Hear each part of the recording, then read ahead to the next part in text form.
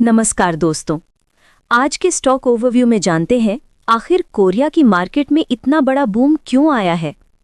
KOSPI chart के अनुसार Korea का शेयर मार्केट यानी कोस्पी अभी तेजी के दौर में है, यानी एक मजबूत अप ट्रेंड में। पिछले कुछ महीनों में कोस्पी इंडेक्स ने जबरदस्त तेजी दिखाई है और इसके पीछे कई बड़े कारण हैं। तो चलिए जानते हैं वो क्या कारण हो सकते हैं।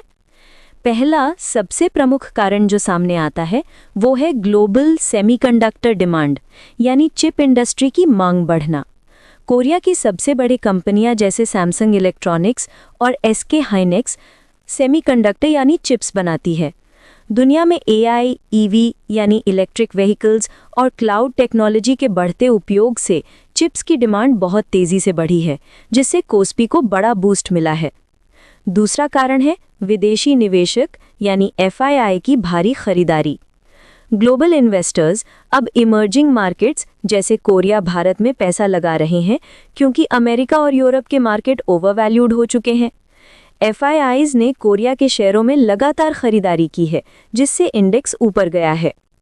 तीसरा कारण है सेंट्रल बैंक की नीति यानी इंटरेस्ट रेट एक्सपेक्टेशंस।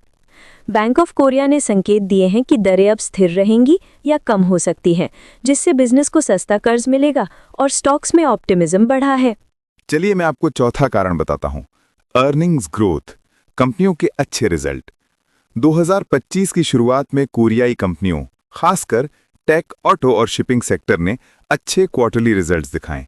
इन्वेस्टर्स को भरोसा है कि अर्निंग्स आने वाले क्वार्टर्स में और बढ़ेंगी। पांचवा कारण है ग्लोबल इकोनॉमिक रिकवरी और एक्सपोर्ट बूस्ट। कोरिया की अर्थव्यवस्था एक्सपोर्ट ड्रिवन है, ज्यादातर इलेक्ट्रॉनिक्स, चिप्स और ऑटोमोबाइल्स। यूएस चाइना टेंशन से कई ग्लोबल कंपनियां कोरिया से सोर्सिंग बढ़ा रही हैं। इससे एक्सपोर्ट नंबर्स और जीडीपी ग्रोथ दोनों में सुधार आया है। टेक्निकल फैक्टर्स चार्ट के हिसाब से देखें तो आप चार्ट में देख सकते हैं कि कोस्पाई ने 3,500 का स्तर पार कर लिया है और आरएसआई लगभग 75 पर है, यानी ये अभी ओवरबॉट जोन में है, पर मोमेंटम स्ट्रांग है। मूविंग एवरेजेस यानी 20 ईएमए, 50 ईएमए और 200 ईएमए सभी ऊपर की ओर जा रहे हैं, जो स्ट्रांग बुलिश ट्रेंड को दर्शाते हैं।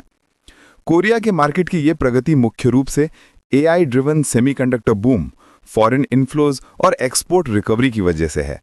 शॉर्ट टर्म में थोड़ा प्रॉफिट बुकिंग आ सकती है, लेकिन लॉन्ग टर्म आउटलुक अभी भी पॉजिटिव और ग्रोथ ओरिएंटेड ही लग रहा है।